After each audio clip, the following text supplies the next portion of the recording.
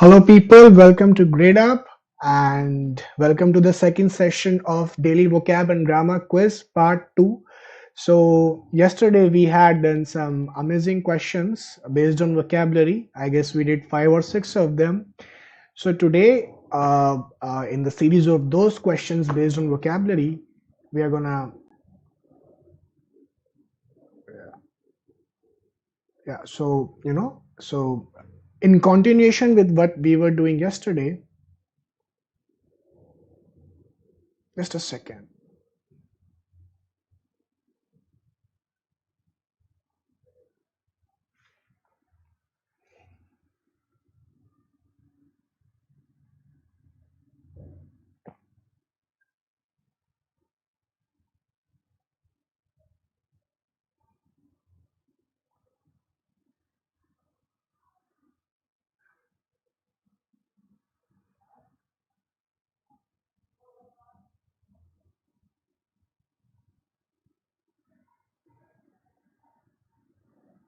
Yeah, sorry for the disruption. So there were some technical issues with the system today, so that's why I got late. Anyway, so what I was saying, so in continuation with what we were doing yesterday, let's try some more questions on vocabulary.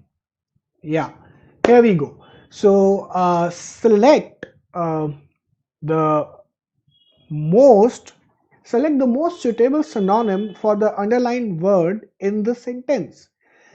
The leader summoned the group and told that the time has come to act and not genuflect, right? So grovel, B is procrastinate, C is renounce, and D is incriminate, right? So I'm going to give you like 2 minutes, just go through the question and then I'll start taking the answers.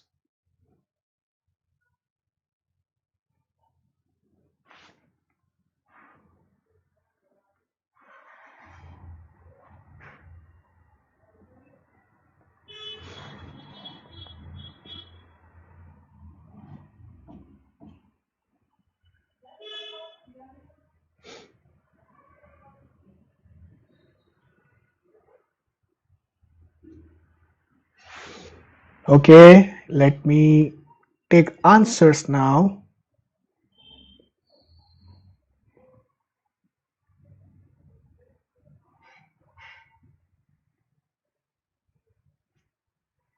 Okay, so you have 40 seconds. Here goes the clock.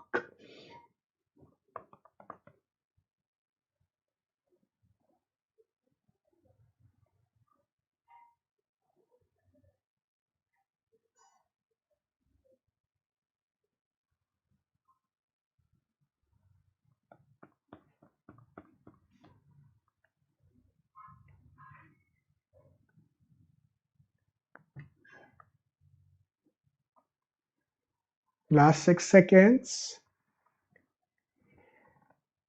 Okay, perfect. So the answer is A. Okay, so the leader summoned the group and told that the time has come to act and not genuflect. So, what is the meaning of genuflect? Genuflect means to worship. Okay, and it's not like normal worship. It has a slight negative connotation to it. It's like to worship in a sense that you have a servile attitude.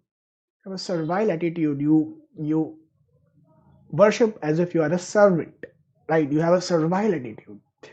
So a grovel actually is a synonym of genuflect, which means to worship as if you are a servant in that sense. Procrastinate means to delay something. So if you have a procrastinated nature, you like, or if you are into procrastination, you like to delay stuff, right? Now to renounce means to give up. You would have heard the tales of the great sages of our country who had renounced their house and all the earthly pleasures, and they went to sort of Himalayas to do their tapasya and all that stuff. So that's renunciation. Incriminate. So to incriminate someone means to held someone guilty. To hold someone guilty, I mean, to hold someone guilty or to accuse someone. Yes, renounce title also means that he gives up the title, right? Okay, so this is it. Let's go to the next question. The stentorian honks, just a second. Yeah, next question. The stentorian honks of the marching fleet could be heard from miles. That's not for actually, that's from miles. Okay. Rhythmic, euphonious, blaring, and subdued. Subdued. Rhythmic, euphonious, blaring, and subdued. Kindly take 1 minute just to read the question and then I'll take the answers.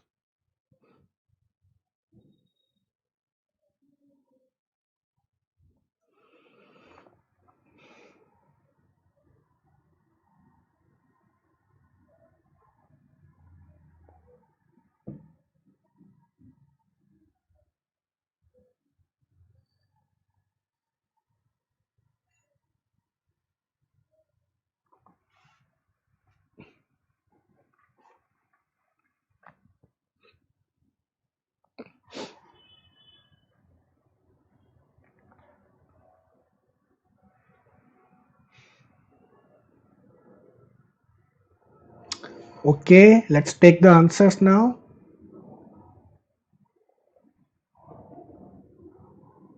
Here we go.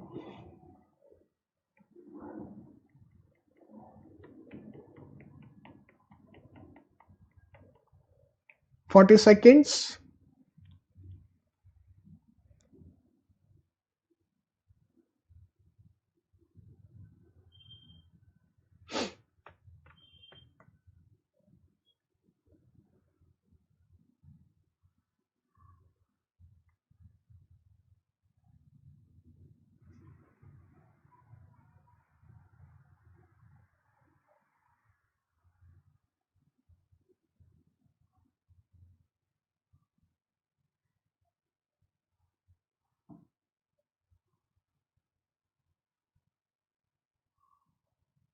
Perfect. So the answer is C, blaring. The stentorian honks of the marching fleet could be heard from miles. Stentorian means loud. Loud. Okay. Option number A, rhythmic. Rhythmic means in rhythm, right? I mean, does not make any sense. Something can be rhythmic and yet it can be subtle. Something which is rhythmic does not need not be loud. So I can cancel out A. Euphonious. So euphonious actually means pleasant sound. Okay, the opposite of euphonious, and I believe you would be knowing this, is cacophony. Euphony. The opposite of euphony is cacophony, right? Euphonious has EU root, and EU means happiness. EU means good. Okay, we did a word yesterday, euphoria, which meant a state of intense happiness, right? So the meaning of the root EU is good. So euphonious means good sound. PHO and phone means sound. So it's in a way a close antonym of stentorian, but by no means is it a synonym. So I can cancel out B. Blaring. Blaring means loud. Blaring means loud. C is the answer. And subdued means subtle. Sort of silent, very low. So it's again a close synonym of stentorian, I would say, right? So again, I can cancel it out. So the answer is C. Next question. So again, select the most suitable synonym. Select the most suitable synonym for the underlined word in the sentence. Noticing the behavior of the audience in the amphitheater, the performer was more bemused than bitter. He was more bemused than bitter. So A, amused, B, bewildered, C, enlightened. Oh my God. D, enthused.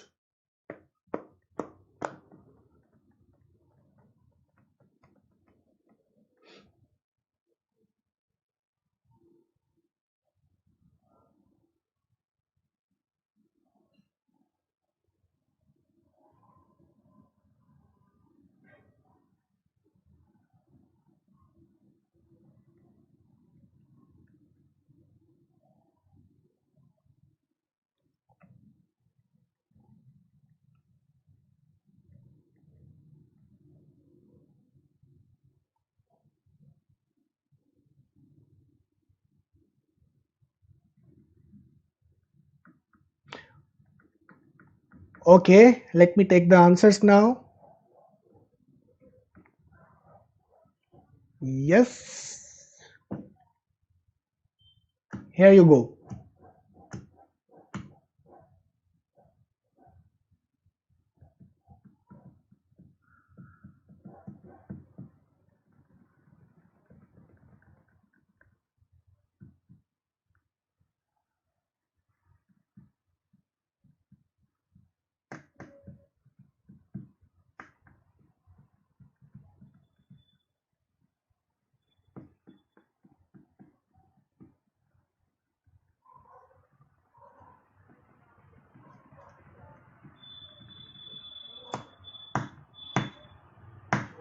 All right, so the answer is B.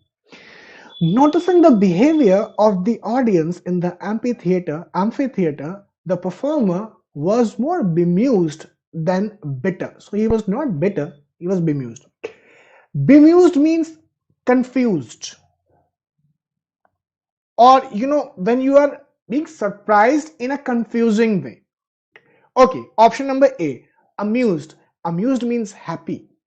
Amused means happy, right? So by no chance is it the synonym of bemused. B, bewildered. Yes, bewildered means confused. When you are left bewildered, it means that you are in a state of intense confusion, right? Confusion. So yes, B is the answer. C, enlightened. I mean, it is nowhere close to bemused. Enlightened means it has a connotation in it. It is in the context of spirituality. When a sage gets enlightened, he knows the truth of life. So he's in a state of I know it all. So it's completely opposite of bemused. So he thinks he's not confused at all. He knows it all, right? So again, it's not a synonym. Enthused or anthu means to be in a state of enthusiasm, to be enthusiastic, to be enthusiastic. So I can cancel this as well. So B is my correct answer. Okay, next question.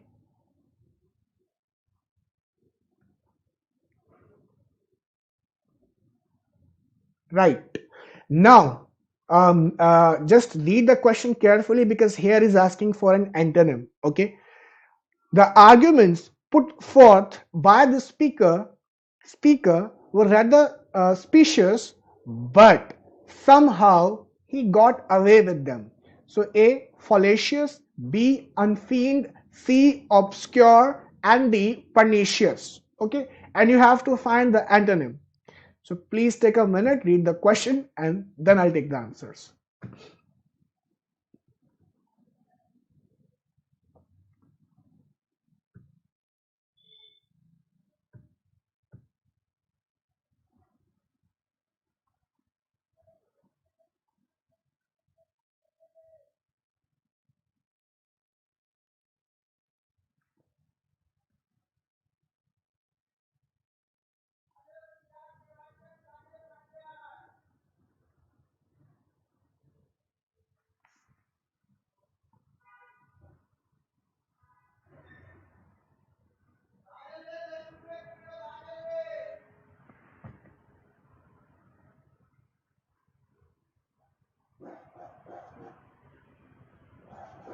Right, so let me take the answers now.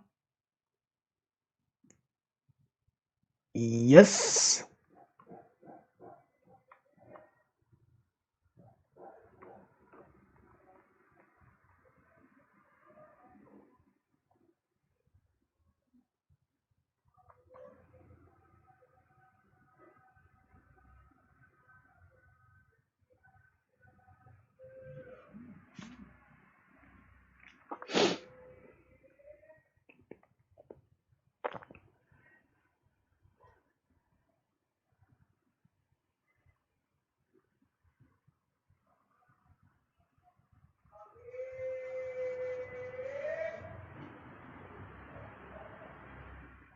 Okay,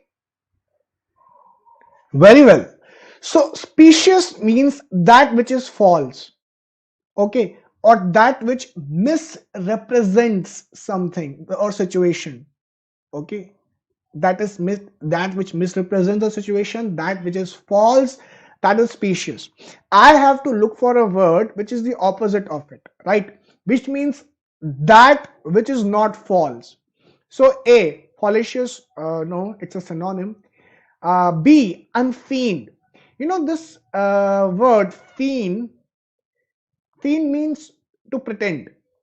So I can say that he feigned as if he was sick, or he feigned as if he was going to fail in the exams, right? Unfeigned is the opposite of it, that which is very true, which is not at all pretentious. So yes, that makes it the antonym of specious. So B is my specious, so B is my correct answer. C, obscure. Obscure means that which is vague, or in other words, which lacks clarity, which is not clear, right? So which lacks clarity, which is, you don't know it is true or not, it is quite vague. So again, I would say it is a close synonym of specious, but by no chance, by no way is it a antonym of specious. So I can cancel this as well out. Pernicious. Pernicious means very dangerous, or very harmful, or wicked. So if I can, if a criminal is pernicious, it means that he is very, very dangerous. He is vicious, right? So B is the correct answer. Yeah. Next question.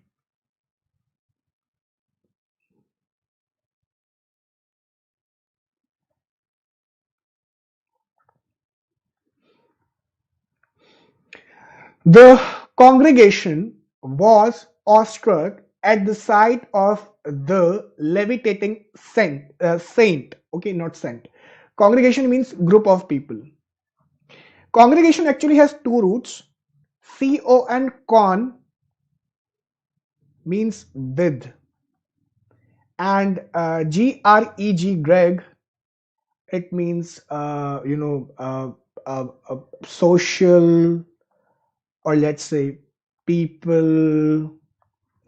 Okay, so the congregation was awestruck at the sight of the levitating saint. So A, gravitating, B, enchanting, C, captivating, and D, vacillating. Okay, read the question. And also in this question as well, you have to find the antonym, right? Read the question, then I'll take the answer.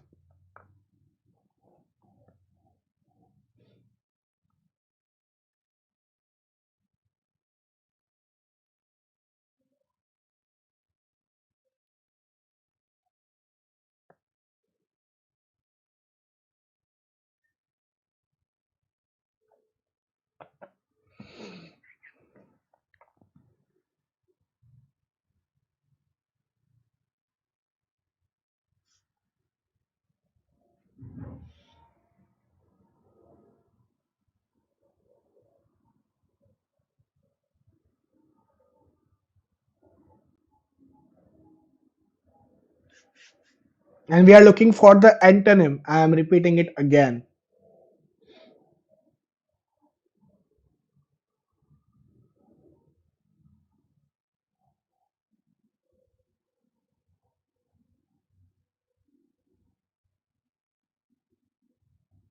All right, let me take the answers now.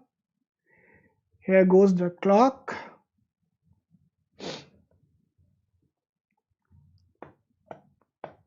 40 seconds.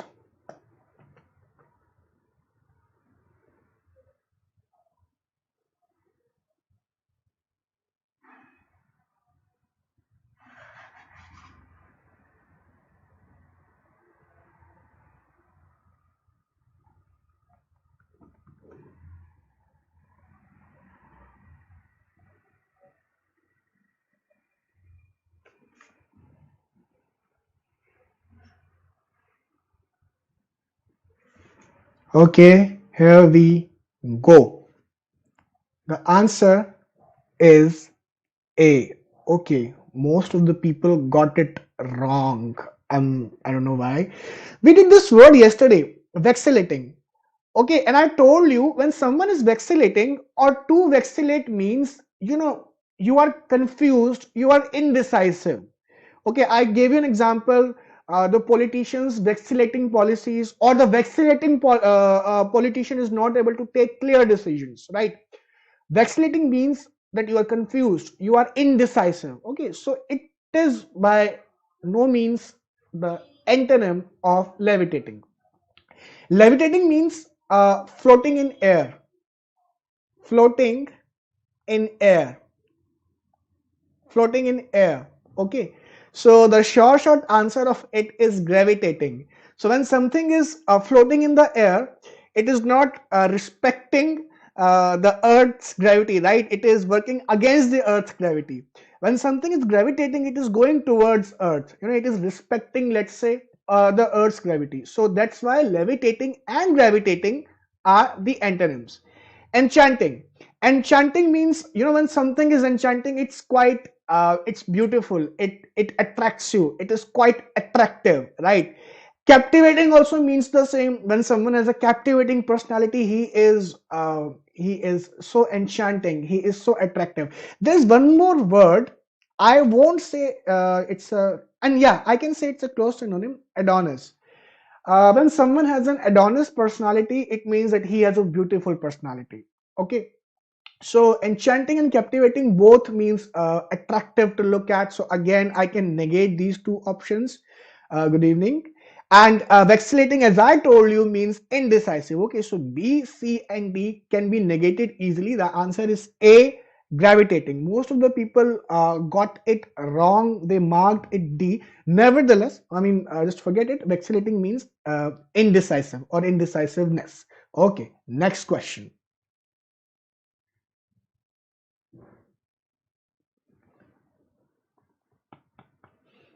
Yeah. Select the most suitable antonym. So again, you have to find the antonym.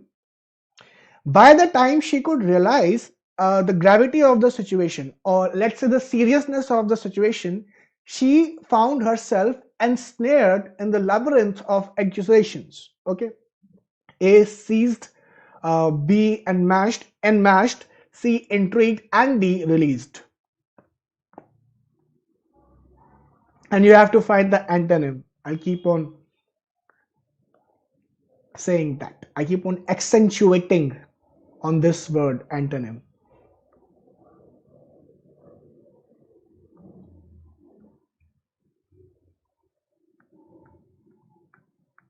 Just take a minute, then I'll take the answers.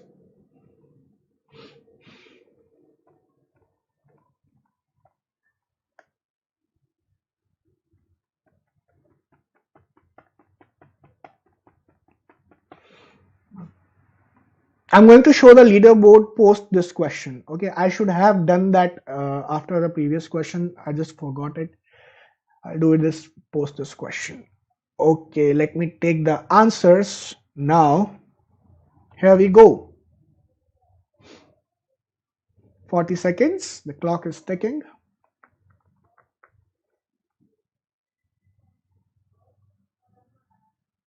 And I'm very hopeful that most of the people will get this right, because the context itself tells you the meaning of ensnared.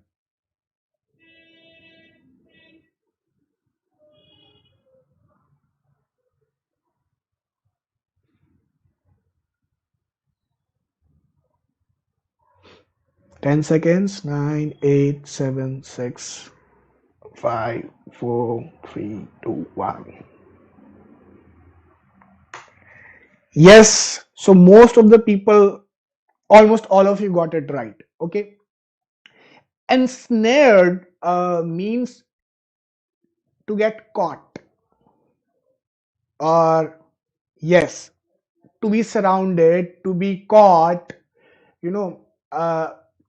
And labyrinth means labyrinth of accusations, labyrinth of something means a web, a complex web, a complex web of something. Okay, so trapped. So she found herself trapped in the labyrinth of the accusations. Okay, So A, seized.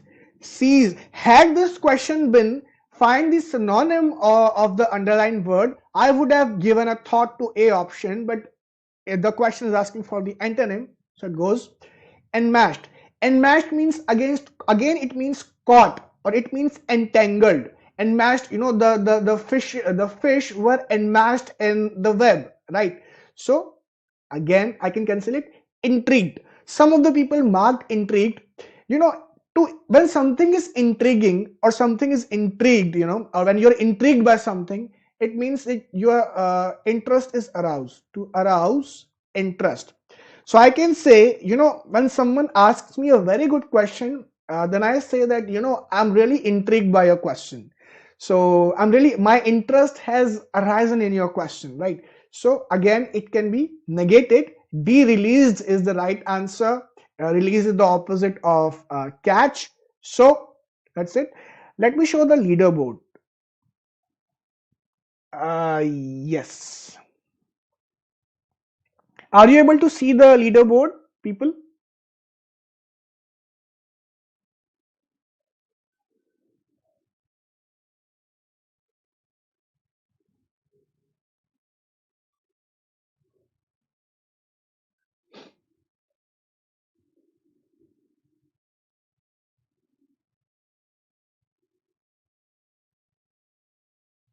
So this is how your performance is so far.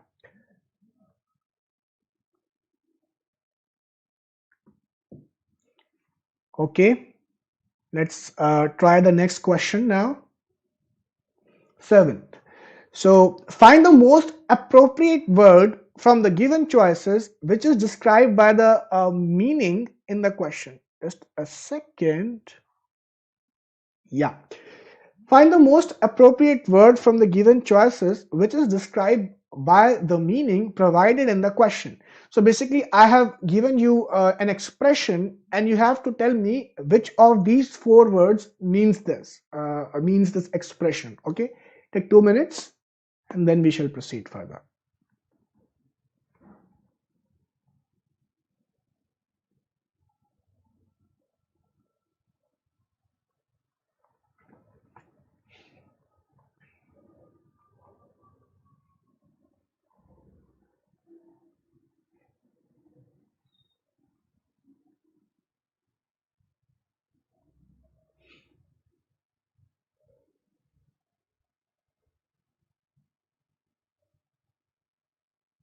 Someone who has read Dan Brown's that book, The Vinci Code, he or she should be able to answer this question.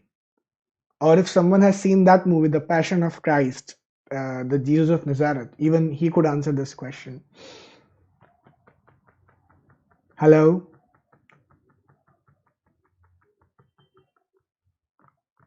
Okay, let me take the answers now.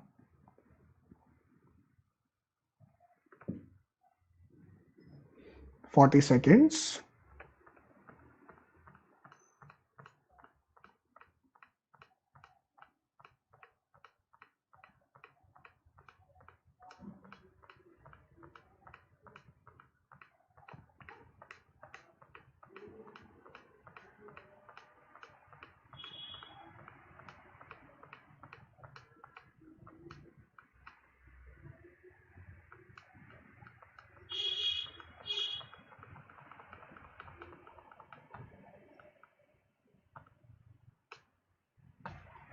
Here we go. Yeah. So the answer is D. And how many people got it right? Yeah, most of you got it right. So a bowl-shaped drinking vessel. So basically, it's a container. Okay, it's a container. Rumble means loud sound. Loud sound, right? So the rumbling of the guns, the rumbling of elephants, right? The rumble means loud sound. Fracas means quarrel or fight or a situation which is quite disturbing or tensed. Okay. Aquifer. Now, most of the people would have, some people have marked aquifer because it looks, this is not a very common word which is used in our everyday vocabulary because, it actually is, you would have come across this word in maybe your geography subject. So aquifer means, it's a system of groundwater, and so there are a number of layers in that system. And so aquifer is the collection of those pebbles or stones and the water, and a hand pump is being used to extract the water from the ground. So all that system is known as aquifer. So aquifer is that layer of the groundwater extraction system which contains water and some pebbles. So I mean, it's not a bowl-shaped drinking vessel in any case. So A, B, and C, three of them can be negative. The answer is D, chalice. I did tell you that I have heard goblet for it. Okay, yeah. Yeah, so chalice is that container. And had you read Dan Brown's, any book of Dan Brown's, and had you seen any movie of the Passion of Christ, the Jesus of Nazareth, so he uses that container, the chalice, okay, and that's very holy, that's very pious. Anyway, so D is the answer. Proceeding further, yeah, even that is correct. The goblet is also correct. The goblet of fire in that Harry Potter movie. Okay. Find the most appropriate word from the given choices which is described by the meaning provided in the question. Meaning, definition of a substance, especially a strong acid, erosive and mordant. A. Vitriolic, B. Briny, C. Puerile, and D. Prophylactic. Prophylactic. Take a minute, read the question, and then I'll take the answer.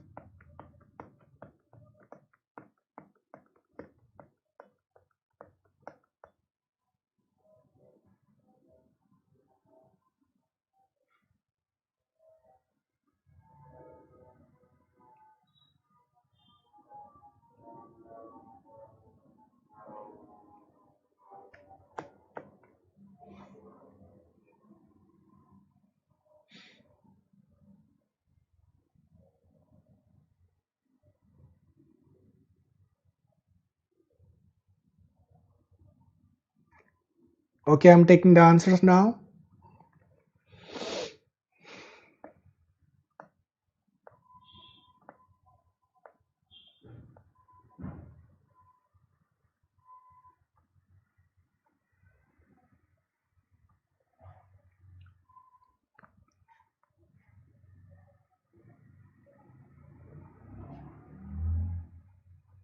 Nineteen seconds.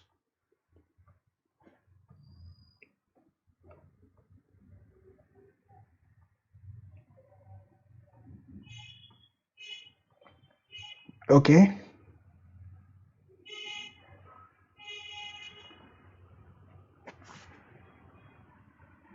Wow, amazing. Most of you got the right answer. The answer is A, vitriolic. Okay.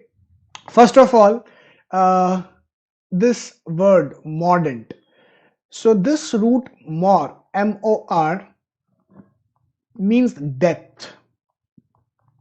So as in mortal, someone who can die, human beings are mortal, right? Immortal is someone who cannot die, right? So mor means death. There are many words which have been derived from mor. One is morbid. So morbid means unhealthy. So if I have morbid, you say if I have a morbid obsession with a certain kind of books, I mean I have an obsession with the kind of books which are unhealthy, maybe psychologically unhealthy or not good. Okay. So the answer is A, vitriolic. Vitriolic means that which is quite bitter, okay, and which is quite scathing. So a vitriolic remark or a scathing remark is a remark which is aimed at insulting you, which is aimed at putting you down. So vitriolic is vicious, erosive, bitter, scathing. All these words are synonyms of vitriolic. B, briny. Briny means salty. Salty. Puerile. Puerile means immature. So if someone is passing puerile remarks or someone gives a puerile judgment, that means that his judgment was quite immature-ish, I mean. And these prophylactic is something which has medicinal properties. or which cures a disease, or which cures something which has just gone wrong. So which has medicinal properties, I can say that, which has medicinal properties. Okay, so A is my correct answer. Most of you got it right, which is quite good. Okay, next question. Again, find the most appropriate word from the given choices which is described by the meaning provided in the question. So the meaning is an upward slope or grade, rise, raise, climb, upgrade, all of these.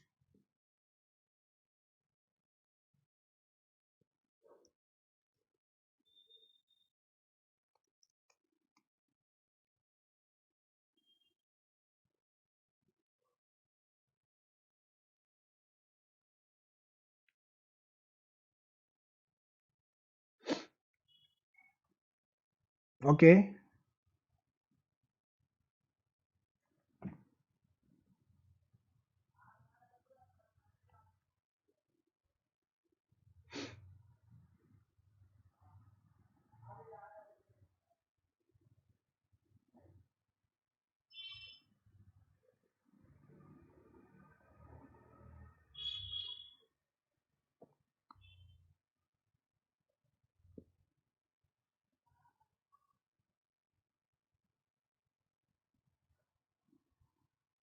Let me take the answers now.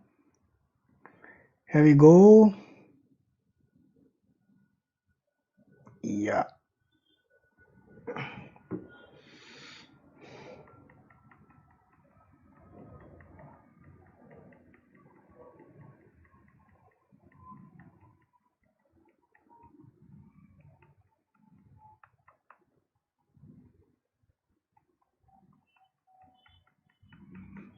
20 more seconds.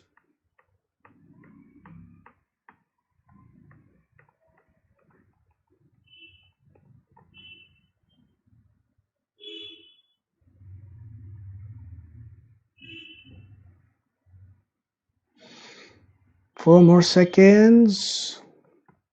Okay, here we go. Let me see. Oh, wow, amazing. Again, most of you got it right. Yes, the answer is B, acclivity. Okay. Uh, Acclivity, the root is cliv. C L I V. Cliv means, incline. Okay, so there is one more word which is derived from cliv, proclivity.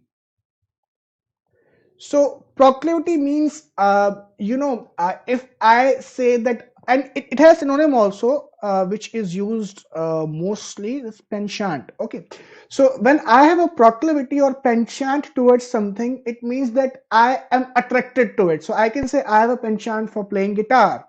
I have a proclivity for playing guitar, right? So proclivity or penchant means inclination towards something, or when you like something. Okay. Anyways, coming back to question, acclivity means an upward slope or grade or rise, etc., etc., etc. Yes, B is the correct answer. Maelstrom, maelstrom means upheaval, okay, or turbulence, turbulence, or we can say disturbance. So when I say that my let's say my father is my father is occupied with maelstrom emotions, so what I mean is that he is in a state where he's very confused, and his mind is full of so many disturbing emotions. He's very disturbed, basically. Maelstrom means that. Okay, upheaval, turbulence, disturbance. A maelstrom crowd means, there's a crowd and it is causing disturbance or turbulence. See, alacrity means happiness. Alacrity means happiness. And slighting means, when you slight someone, or slighting someone means demeaning someone. To demean, someone or demeaning someone, like, in sports, when they sledge each other, they tend to slight the opposition, basically. So they want to demean the other player so that he loses his confidence and plays a rash shot and gets out. Anyway, so maelstrom means upheaval, turbulence or disturbance. Activity means upward slope. Alacrity means happiness, and slighting means to slight someone means to demean. Okay. Next question, which happens to be the last question of the day. Here we go. Yeah. Which of the following is the most opposite in meaning to the given word? Requiem. Most of you would have heard this word for the very first time. Requiem. Humility, prerequisite, resolution, none of the above.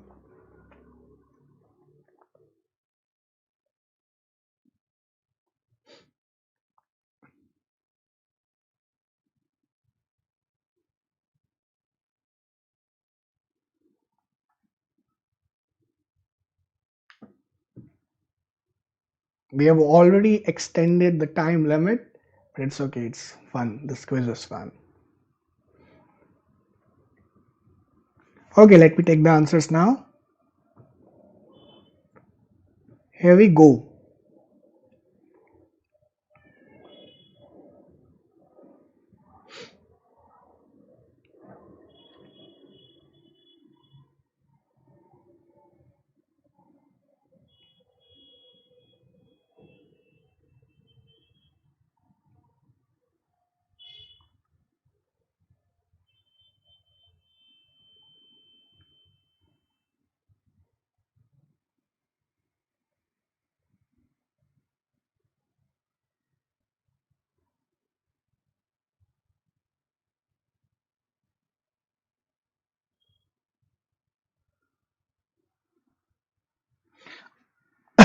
All right.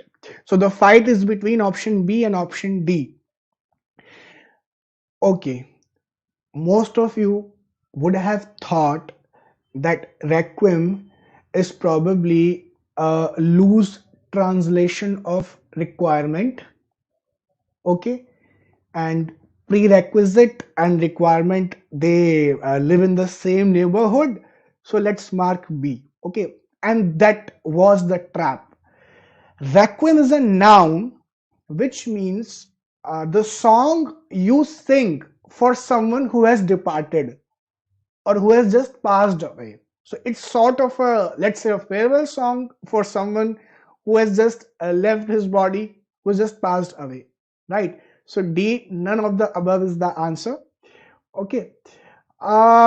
There's one more word. I believe you should be familiar. You should be made familiar with it.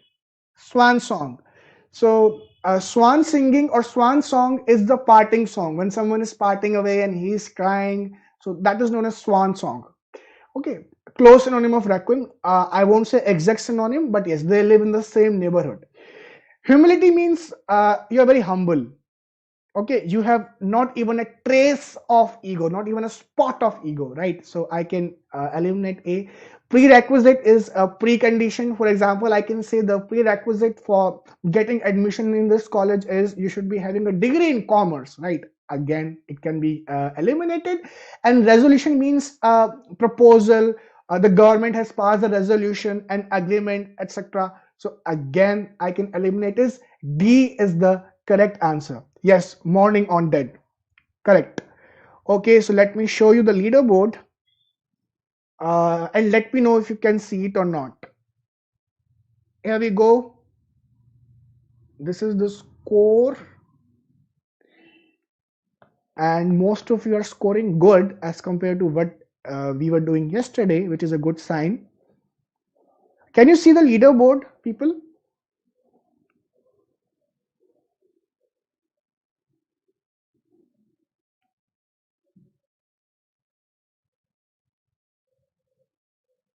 Okay, so the highest score is 90. Okay, good. Highest score is 90, then 70, followed by 60, couple of 60s and couple of 40s. Okay, then couple of 30s. So 40 and 30 is the order of the day. 20s, your two answers were not accepted. I believe that's some sort of technical glitch. Okay. But your answers were correct, right? Okay, so this is it. So thank you so much for participating in the quiz. If you have any questions, any doubt, um, okay, that's great. If you have any questions, any doubt, I'm doing a 2 minute round. If you want to share something, if you want to say something, if you have any questions and doubts, please feel free to ask. The stage is yours.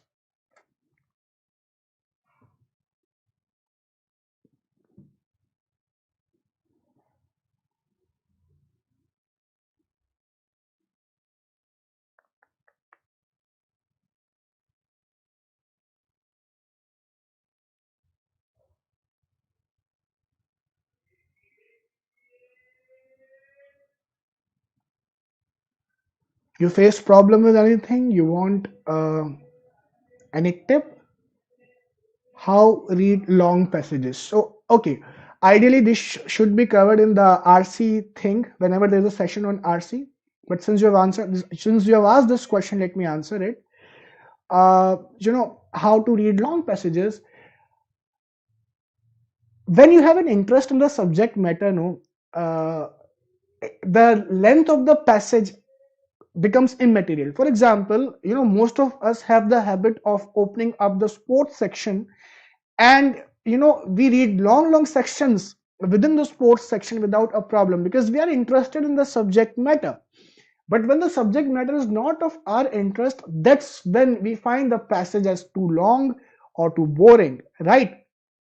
So I would say if you want to read long passages, first you should inculcate the habit of reading. Okay, you should inculcate the habit of reading, and you should be reading about diverse subjects, because in CAT or in any entrance exam, the RC could be this is my favorite line I always repeat in all of my RC classes. The RC could be from fashion, it could be from food, it could be from geology, it could be from anthropology, right?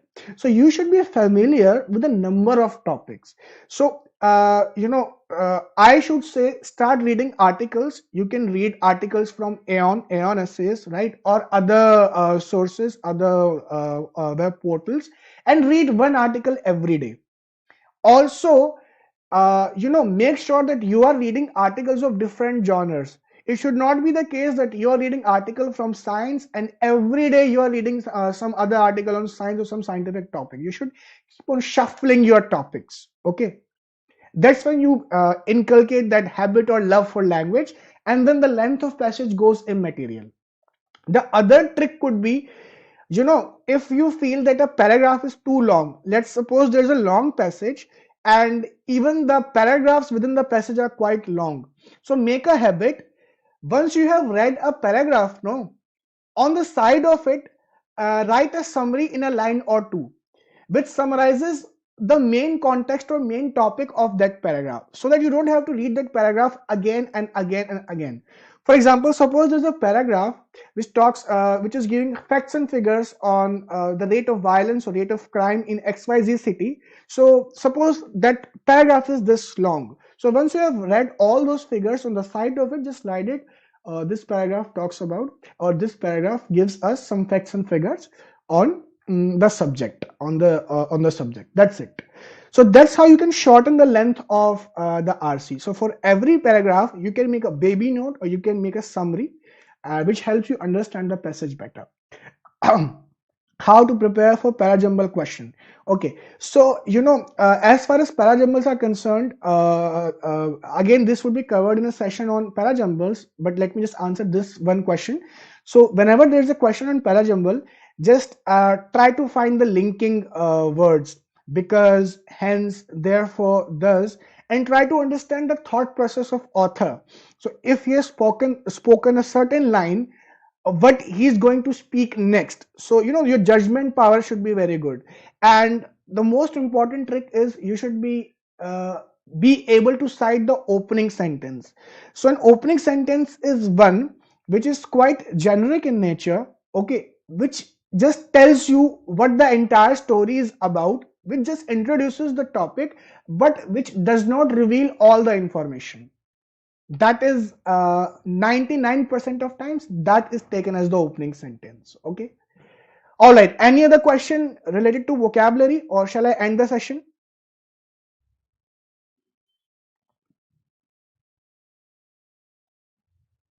Tips for improving vocab. Okay. Whenever you're reading an article, so you read an article every day, and every day make a habit of writing down 10 words in a pocket dictionary. In front of those words, write the meanings of those words, and also write an example sentence. Okay. For example, let's say somewhere you read this word. Let's say you read this word, uh, accentuate. Okay, you read this word in an article, so you write accentuate in your pocket dictionary. In front of it, write the meaning of it: to stress upon something. Okay. And then below that you write an example sentence, and that example sentence should be your own. Don't read it from anywhere. This way you learn how to use a word, and this way your active vocabulary becomes quite vast. Okay, any more questions, or shall I end the session?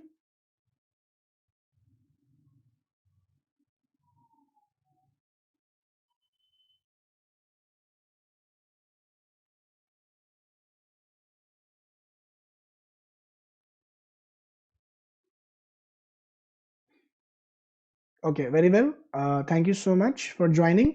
I would request you people to come daily and practice these vocabulary and grammar questions also. I'll bring some questions on grammar probably tomorrow or day after. And this way, we can go further and improve our vocabulary and grammar both. Thank you so much. Have a nice day.